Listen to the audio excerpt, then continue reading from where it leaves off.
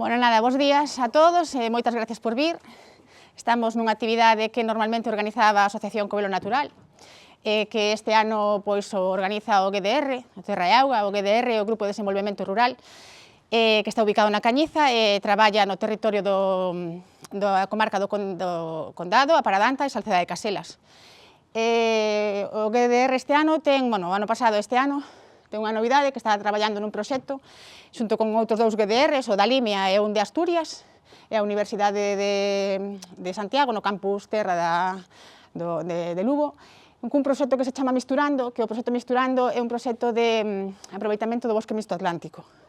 Entonces, nós traballamos no Concello de Covelo, todas as actuacións que facemos a través do proxecto Misturando son no Concello de Covelo, é unha das accións que desenvolvemos, que é o aproveitamento do bosque mixto, ten un modelo productivo que é o aproveitamento micolóxico, puxémonos en contacto coa Comunidade de Montes de Santa Mariña de Covelo, onde vamos a ir despois, e realizamos unha serie de actividades pois, con relación á micoloxía, que son unha plantación micorrizada, fixemos unha xornada de inoculación, fixemos tratamentos silvícolas para mellorar que se desenvolvan os fungos no sotobosque, o sea, abrimos as masas, fixemos podas e desbroces, e fixemos tamén un par de rutas de senderismo, as rutas xa están feitas, nos colocamos os cartéis interpretativos cos cogomelos que hai ali asociados, gracias á axuda tamén de Hugo.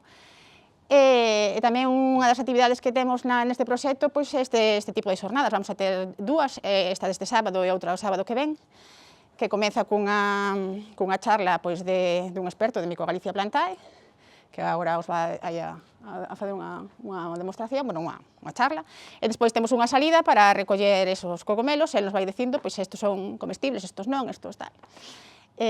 Nada, agardamos que vos guste a actividade e que os anotedes as seguintes, e pouco máis, agora xa lle deixo a palabra a él. Pois nada, moitísimas grazas por querer contar comigo de volta unha vez máis estes anos para estas xornadas micolóxicas. E nada, hoxe nos toca falar un pouquiño sobre un mundo que a verdade é que ten moitísimos interrogantes por riba, non? Que é o tema das micorrizas. Alguén de vos ten experiencia neste tipo de cuestións? Por exemplo, no marco do proxecto están a levar a cabo, pero alguén a título particular ou que a súa comunidade de montes, por algún colectivo que pertenza, coñece un pouquiño como funciona este tema? Porque a verdade é a maior parte das veces que toca falar destas cousas, da produtividade das micorrizas, de xente que levou a cabo este tipo de experiencias, pois a cousa está difícil. Ides ver que non todo está perdido, pero que é un tema que iso levanta moitos interrogantes e que ainda a día de hoxe a niveis científicos está un pouco collido con pinzas. Así que nada, imos pouco a pouco, a ver se é unha charla así, unha charla breve, e podemos completala, e logo, ademais, teremos tamén unha pequena práctica do que vexamos agora sobre o campo. Ides traballar aí un pouquiño para que vexades o proceso en directo antes de ir a polos cogomelos. Así que nada, o máis importante, xa que imos falar de micorrizas, eu sempre comezo as miñas charlas definindo o grupo de organismos cos que imos a traballar, non? E obviamente unha micorriza, pois non deixa de ser un fungo que vive asociado ás raíces de algunha árbore ou de algunha planta, e polo xeral son os encargados de dar a maior parte dos cogomelos que nos recollemos na natureza e que máis nos interesan, como os que tedes na pantalla, entre tantos outros. Os boletus, as cantarelas, os níscalos, as trompetas dos mortos, as angulas de monte. Moitos dos cogomelos que saímos a buscar ao monte teñen este tipo de funcionamento na natureza. Por que fago referencia a este tipo de funcionamento? Porque dentro do reino dos fungos temos un montón de xeitos mediante os cales poden vivir ou nutrirse máis concretamente, que aí os vedes un pouquiño resumidos na pantalla, que son tres grandes grupos. Por unha banda, temos os fungos ou os seres vivos saprotróficos, que son aqueles que se alimentan de materia orgánica morta, exclusivamente, porque que pasaría se ese ser vivo ou ese fungo se alimentase de materia orgánica viva, de outro ser vivo que estivera vivo, efectivamente? Pois sería un parásito, como un mosquito, algún vecho, algún ser que nos estea facendo dano, non? Ou lle estea a facer dano a unha árbore ou a calquera outro ser. Chúchalle a vida, en un último termo, podería chegar a matalo. E por un último grupo son os biotróficos, os fungos biotróficos, que son os que lle chaman simbiontes. Son aqueles que teñen a capacidade de formar simbioses con outros seres para xerar unha pequena comunidade que vive como conxunto, e tanto é así que moitas veces, se separamos os integrantes desa comunidade, pode ser que ningún deles viva axeitadamente e chegan a desaparecer ou a morrer. E dentro destas comunidades temos os liques por unha banda, que é a unión de fungos con algas para xerar estas estructuras que medran en todas partes, en riba das pedras, da madeira, en riba do coche, se non o lavamos. Acaban aparecendo este tipo de chapiñas, este tipo de plantas estranas medrando por riba, que é iso, unha unión entre fungos e algas.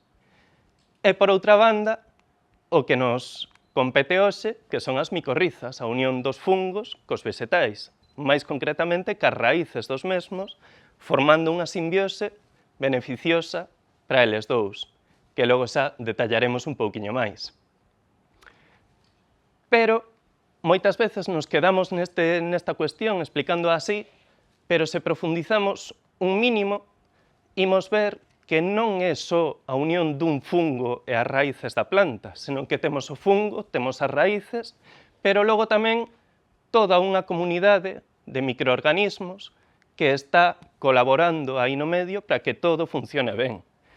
E como é esta comunidade? Cantos organismos ten? Que son? Pois é algo que a día de hoxe ainda está en estudo, é algo que levanta bastantes preguntas. Tedes por aí abaixo un exemplo dun estudo deste ano, pero poderíamos coller ese como tantísimos outros que están a sair pouco a pouco para tratar de esclarecer este tipo de interrogantes. E, bueno, aí na imaxe, pois tedes o aspecto que tería unha micorriza sobre a raíz dunha planta. Xa sabedes que os fungos é unha especie de rede celular que se atopa incluída no sustrato onde medran, non? Pois se o sustrato onde medran é unha raíz, veremos unha especie de árbore, unha especie de arboriño branco que sae da raíz e a prolonga en certa medida. É algo que cunha boa lupa podemos chegar a ver a ollo, sen necesidade dun microscopio, vale? O que non poderíamos chegar a ver, obviamente, é toda esta comunidade de microorganismos que a acompaña, e sí que precisaríamos o microscopio. E por que ocorre esta simbiose? Pois o dito, porque é beneficiosa para ambos os dous seres vivos, non? Tanto para os fungos como para as plantas. De que xeito é beneficiosa? Pois que os fungos son unha fonte de auga para a planta, son unha fonte de sales minerais, e a planta, sobre todo, é unha fonte de azúcares, de sustancias enerxéticas para o fungo, aparte dun bo lugar onde vivir.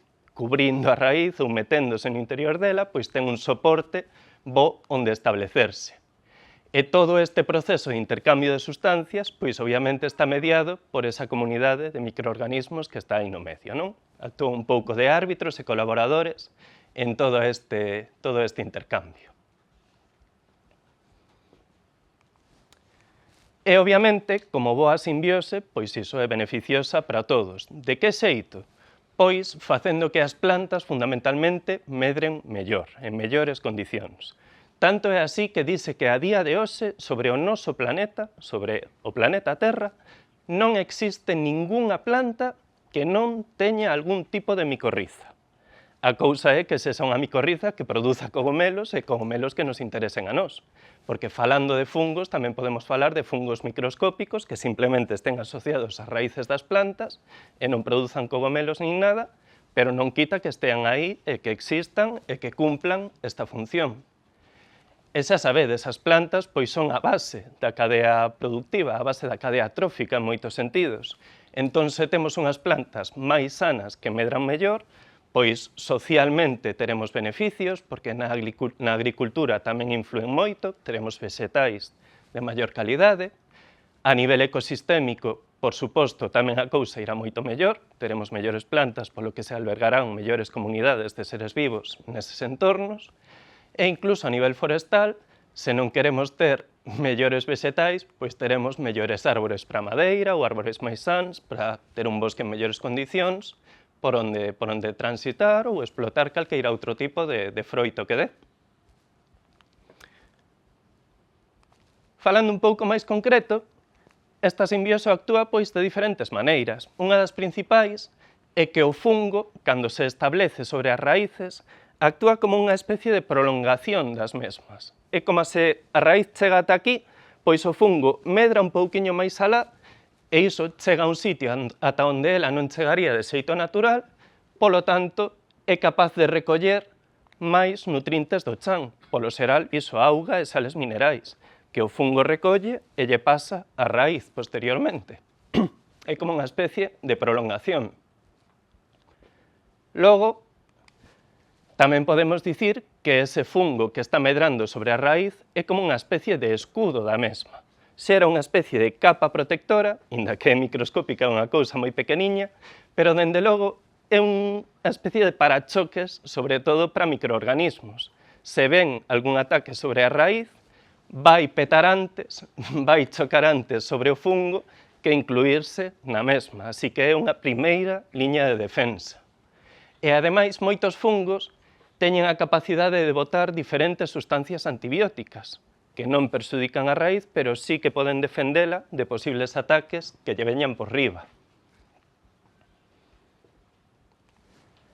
E, dende logo, o que dicíamos, moitos dos fungos micorrízicos son os que producen os cogomelos que a nós nos interesan. E para que vos fagades unha idea, ter así unha pequena noción dos prezos, pois xa sabedes que os cogomelos hoxe en día é algo moi valorado, sobre todo a nivel gastronómico, non? Por iso se compra-venden, e movémonos máis ou menos nestes prezos, neste marco de prezos, por hectárea e por ano. Sabedes que é un abanico moi grande, de apenas un cento de euros pasamos a miles deles, pero é algo que depende moito da tempada. E isto é clave para comezar a entender o que imos falar a continuación. Por que non somos capaces de controlar tan ben a produción deste tipo de fungos sobre o terreo? Por que, dito de outro xeito, por que non temos ao longo de todo o ano no supermercado boletus, níscalos, cantarelas, e só os temos nas épocas de tempada, agora no outono, non?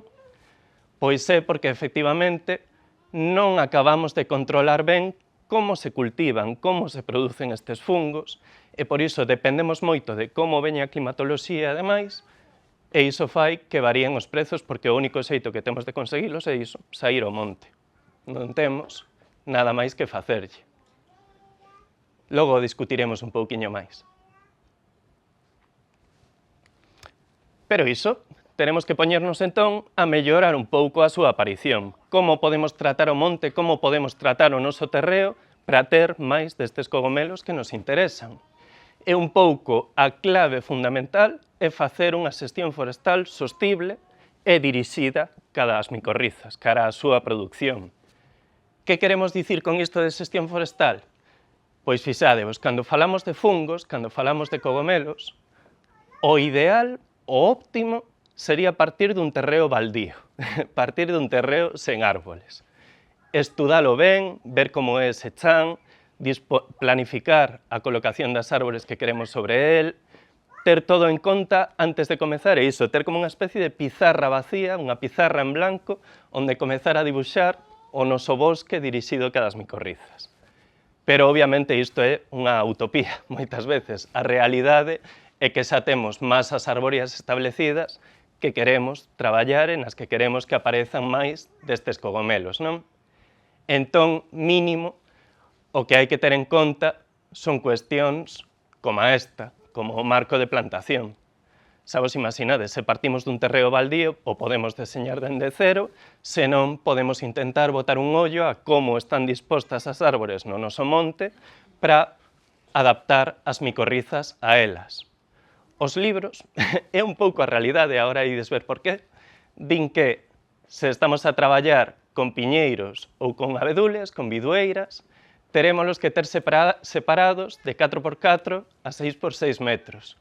E se traballamos con carballos e castiñeiras, os teremos que ter separados de 6x6 a 8x8 metros. Sabedes que é unha distancia grande, é un marco de plantación amplo. É un bosque, é un monte que non está dedicado á produción de madeira en moitos dos casos, ou non polo menos a produción de madeira intensiva, como solemos estar acostumados. E por que é un bosque así amplo? Pois por cuestións como esta. Polo xeral, aos cogomelos e aos fungos, claro, que viven sobre as raíces das árbores, non lle gusta que todo estea apiñado e amontonado. Prefiren amplitude, chegan a preferir, nalgúns dos casos, que o sol chegue a insolar a terra, chegue a luz do sol a terra a quente un pouco, que se note a súa radiación para medrar. Por exemplo, algún de vos ten experiencias indo a buscar níscalos, o lactarios deliciosos, o que temos aí abaixo. O níscalo medra asociado a piñeiros, exclusivamente a piñeiros, pero a cousa é que se nos metemos no piñeiral, imaginemos que é un destes, os níscalos non van a estar no medio do piñeiral, a non ser que teña un marco de plantación moi amplo. Polo xeral os atopamos sempre na beira do mesmo ou nalgún camiño que hai perdido entre as árbores. Ali metidos entre os piñeiros propiamente, é máis difícil que aparezan, por esta cuestión, porque lles gusta a amplitude, lles gusta que chegue o sol á terra e axúdalles a medrar correctamente. Pola contra, sí que temos algunhas outras especies, como as cantarelas ou a lingua de vaca, que sí que lles gusta un pouco máis a sombra e o mellor podemos apretar un pouco máis o marco de plantación porque gustalles estar un pouco máis guarecidas, máis a sombra, con máis humidade, pero bueno, inda así, amplo, marcos de plantación amplos en todos os casos. Máis cousas que tenemos que ter en conta é que os fungos viven na capa máis superficial do chan, nas raiciñas máis superficiais. Saides ver despois, cando fagamos a experiencia de micorrización, que non imos ter que facer un burato de 2 metros para baixo ou de 1 metro para baixo. Faremos un pequeno furado sobre o chan para atopar as raíces absorbentes das árbores que están na primeira capa, nos primeiros 15-20 centímetros. Entón, se esa primeira capa do chan se ve moi deteriorada, pois nun último termo, os fungos que están medrando sobre esas raíces tamén se verán deteriorados. E unha das cousas as que son máis sensibles é a compactación do chan. O paso reiterado de xente, o paso de maquinaria pesada, o arado moi agresivo do chan que rompa as raíces ou as compacte, podería chegar a perxudicar a produción. Por iso se di moitas veces que o mellor é ter algún tipo de desbrozadora natural para que nos axude no monte e non compacte o chan, non? E ainda por riba este tipo de desbrozadoras pois deixan abono e axudan a nutrir o chan de volta. Non como estes que van deixando por aí pois combustibles e demais. Un pouco máis sano, un pouco máis natural. Tamén, para que teñades en conta, fai apenas un par de anos fíxose un dos pouquísimos estudos de produción micolóxica forestal en Galicia e unha das cousas nas que máis se centraron precisamente foi na influencia do paso da maquinaria sobre o chan. Efectivamente, demostraron que o paso de maquinaria pesada é negativa e concluíron taxantemente que canto máis lixeiros sexan os tractores e as maquinarias de xestión do sotobosque, mellor que mellor. Menos compactación e os cogomelos medrarán en mellores condicións. E como dicíamos, pois se temos un camiño polo que pasa continuamente xente, tamén se verá o chan compactado e deteriorado, obviamente o mesmo con algunhas actividades deportivas, e algo importante tamén é o tema da caza, non polo feito de que pase un cazador por ali, senón porque haxa un paso reiterado ou porque a munición tamén moitas veces contén metais pesados que poden acabar no chan e ser perxudiciais para os fungos. Non tanto perxudiciais para os fungos como tal, senón que eles absorban os metais pesados e logo, cando nos os inserimos, pois teremos problemas. É algo do que falaremos precisamente na seguinte sesión, o seguinte sábado, deste tipo de cuestións.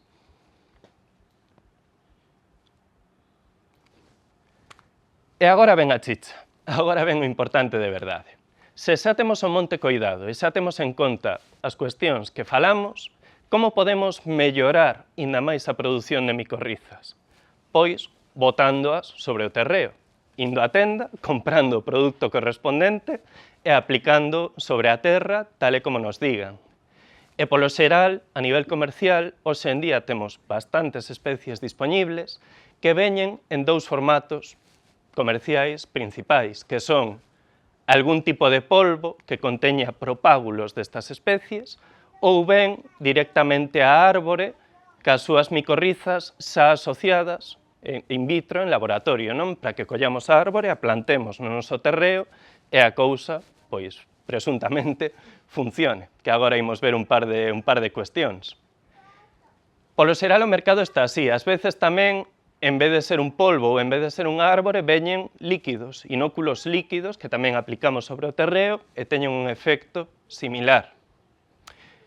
E para que vos fagades unha idea, por se vos preguntades que metodoloxía é un pouco mellor ou peor, pois a cousa está máis ou menos así. Quedoume aí unha doble O. Básicamente, podemos resumilo en que, se aplicamos inóculos, algún tipo de polvo, algún tipo de líquido, temos que esperar menos tempo, pero tamén teremos unha produción un pouquiño menor de cogomelos.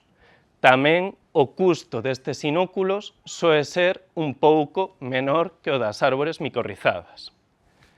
E o dito, que as árbores teremos unha produción un pouco maior de cogomelos, tamén a cambio temos que esperar máis tempo, porque vai depender da idade da árbore que nos estean a vender e de todo o tempo que teña que pasar no monte ata que comece a botar os cogomelos, e polo xeral é un método máis caro que comprar o inóculo micorrízico, non? Inda estuve a revisar onte os prezos de algúns carballos micorrizados, e había, castiñeiras micorrizadas, e había lotes de 4 ou 5 castiñeiras por 30 euros. Bastante máis caros que unha castiñeira sen micorrizar normal, non?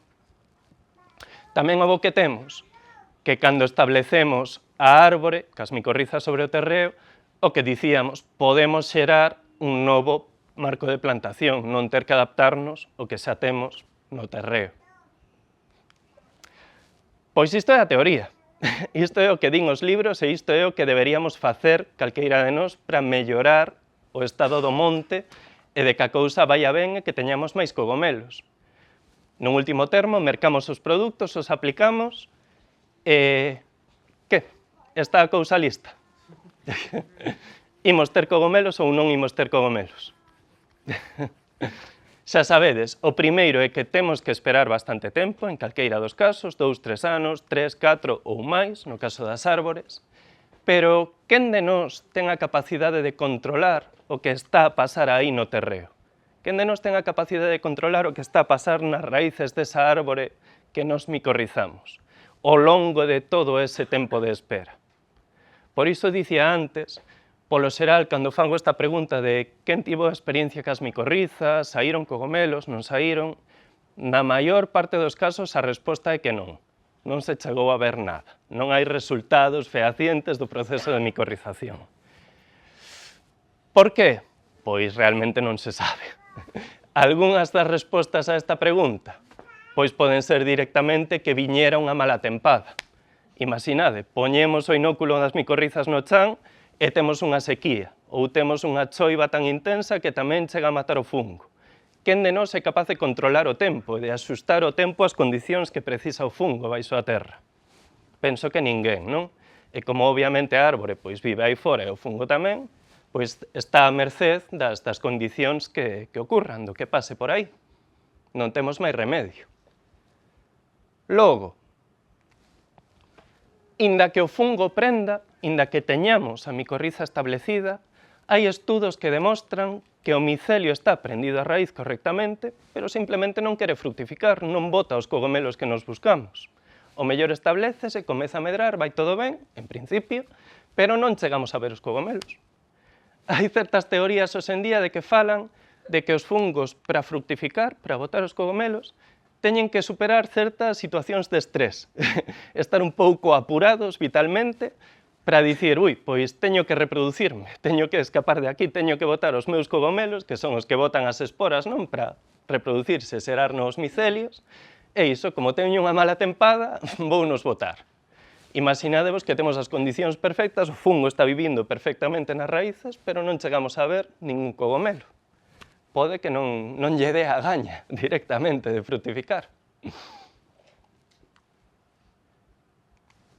Logo tamén, falando de bioloxía directamente, temos certos procesos que tampouco somos capaces de controlar, como o da sucesión ecolóxica.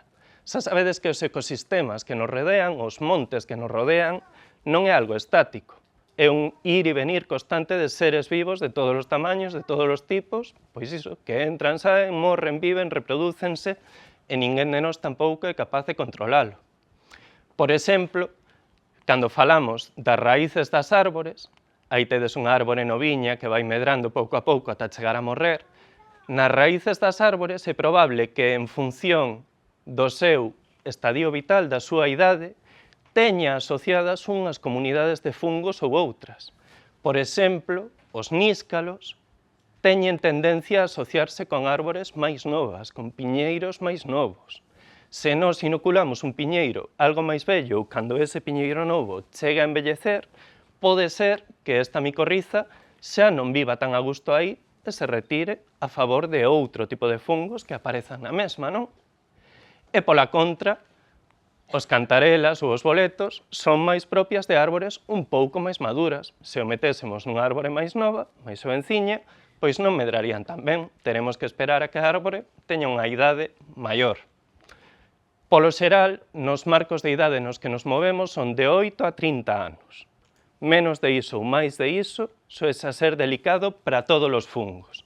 Pero en función da especie que esteamos a traballar, haberá que elixir o mellor punto posible.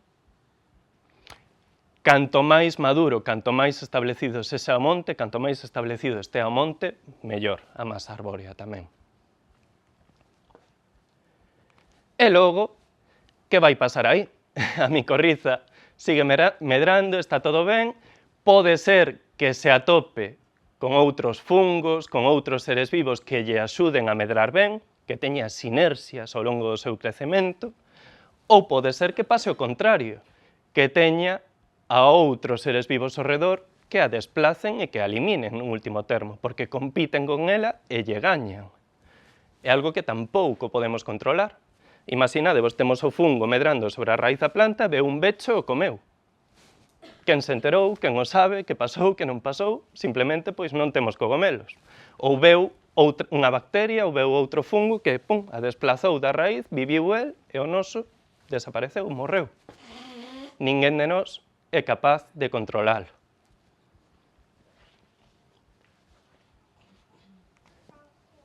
E, ademais, cando vos falaba de que temos 3 grandes grupos de nutrición no reino dos fungos, é un pouco unha certa mentira. Dise así para abreviar, dise así porque é o correcto, pero non ao 100%. Por exemplo, un fungo que é un parásito está vivindo sobre un ser vivo, está chuchándolle a vida, está parasitando.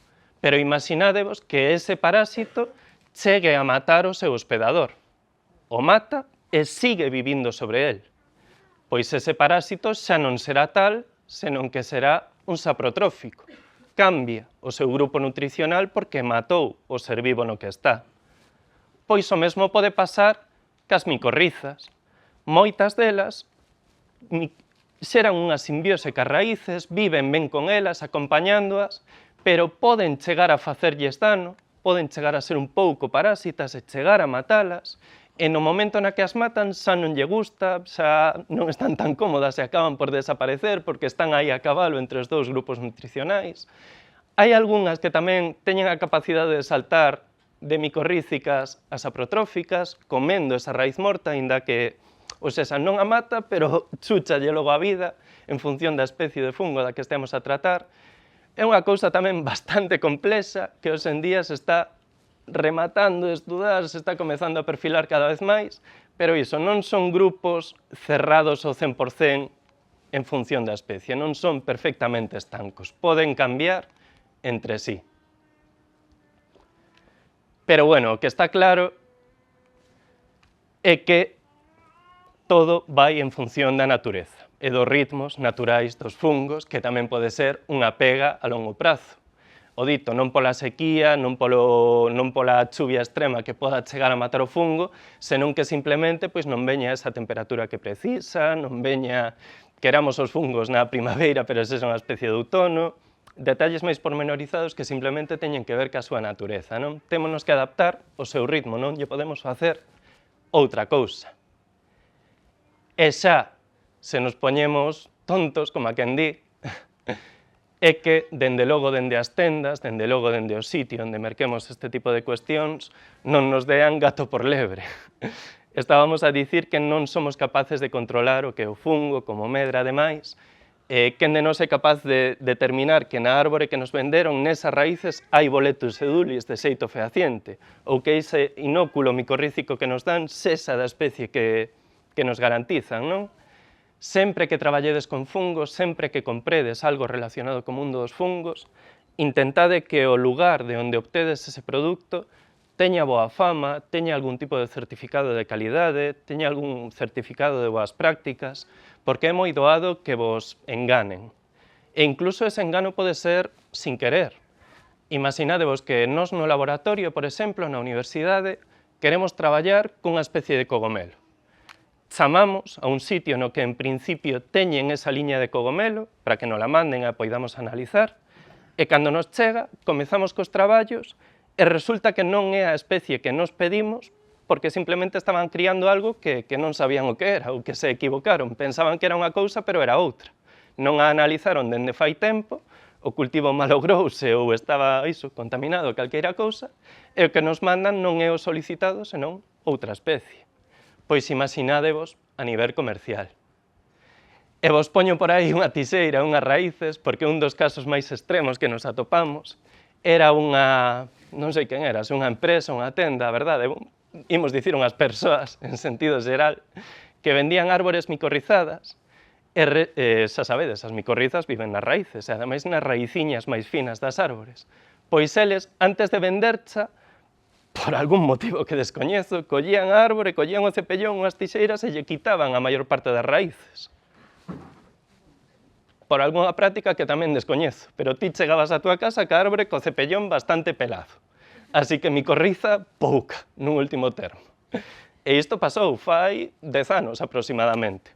Non sei que foi deles, non sei se o seguen a facer, pero bueno, dende logo unha mala práctica en toda regla que non deberíamos permitir nin deberíamos facer. Machacaban o cepellón e xa vendían así. Pero bueno, o dito, a pesares destas dificultades, e de ser algo que está pois bastante en pañales, en certa medida, a nivel científico, pouco a pouco se vai avanzando cada vez máis ata ese obxectivo de ter no supermercado os boletus, as cantarelas e demais ao longo de todo o ano, non? O cultivo eficaz de micorrizas. Tedes por aquí, por exemplo, a Jaime Olaizola, unha noticia de fai uns días, el traballa na zona centro-norte da península, Palencia, Valladolid, Soria. É un experto en cultivo de cogomelos forestais. Dáselle moi ben traballar con trufa neste caso, pero tamén traballa outros grupos. E unha das últimas conclusións que sacou, precisamente nesta noticia, é que, por exemplo, xa teñen comprobado canta auga precisa o fungo para fructificar. No caso do Boletus edulis, di que no mes anterior debe de ter unha cantidade de auga de 20 ou 30 litros por metro cadrado. Unha choiva pois bastante abundante no plazo do mes anterior, para ter os cogomelos, para que saian finalmente. E iso é unha conclusión que non se tiña anteriormente, e el pois fai pouco a conseguiu sacar e xa a publicou. E igual que el, pois tantísimos outros especialistas que van traballando co tema.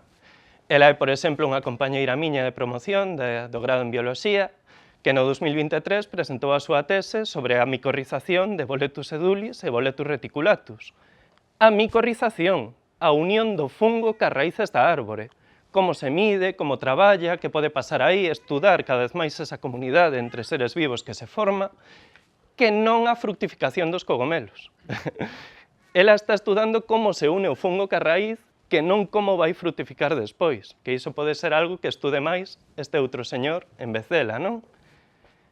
Así que iso, pouco a pouco, a ver se o tema vai avanzando, en un último termo, pois iso, temos no supermercado todos os días este tipo de cogomelos que son tan aprezados. Moitas grazas, algunha dúbida, algún punto no que queirades profundizar, podemos falalo.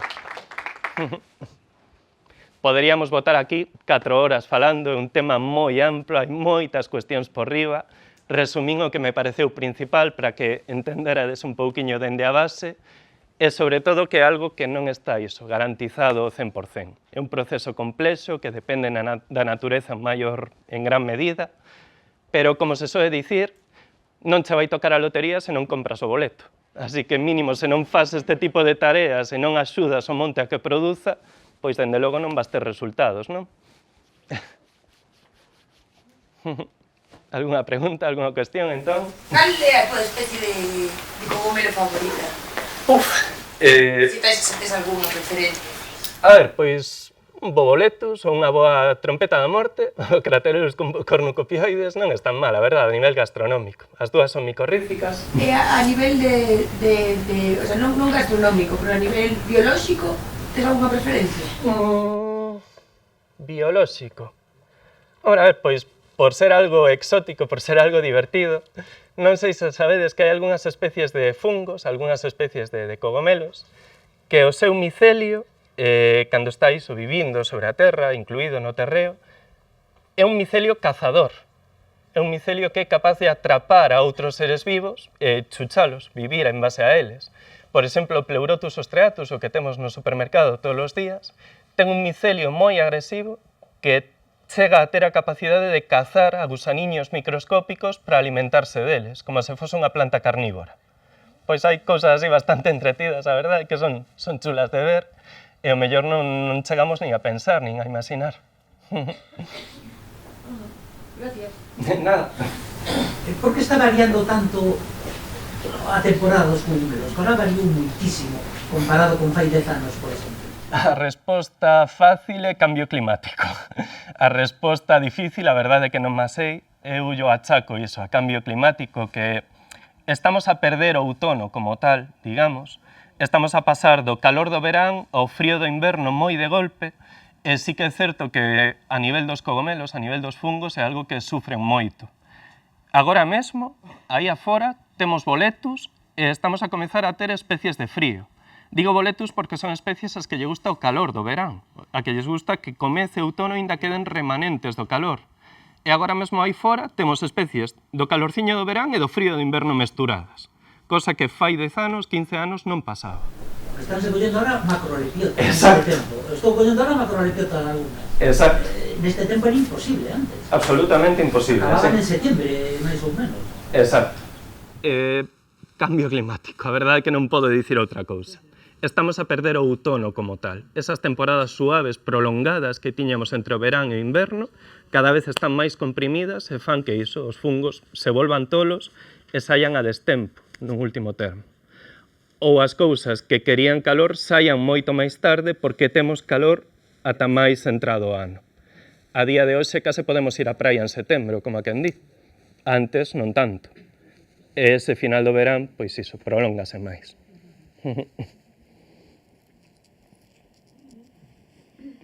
Alguna cuestión máis, entón? Algún detalle que quede no tinteiro? Eu teño outra pregunta. Sí. No mundo das setas dos cogomelos en xeral, tamén asociase que son tóxicas, digamos, para o consumo as que teñen cores chamativos, ou eso non é unha cousa que marque, pregunto? Non. Que pasa? Que sí que hai algunhas tóxicas que teñen cores chamativas, pero non é norma de ouro. Vale. Temos especies con cores totalmente normais, marróns, grisáceas, negruzcas, que son tóxicas, igualmente cunha de cores chamativos, vaya.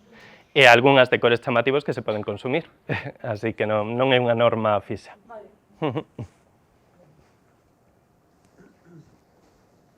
Pois nada, penso que senón estamos un pouco na hora, podemos ir saindo e como imos traballar sobre este mesmo tema, calqueira outra cuestión que teñades a podemos ver por aí adiante. Moitas grazas.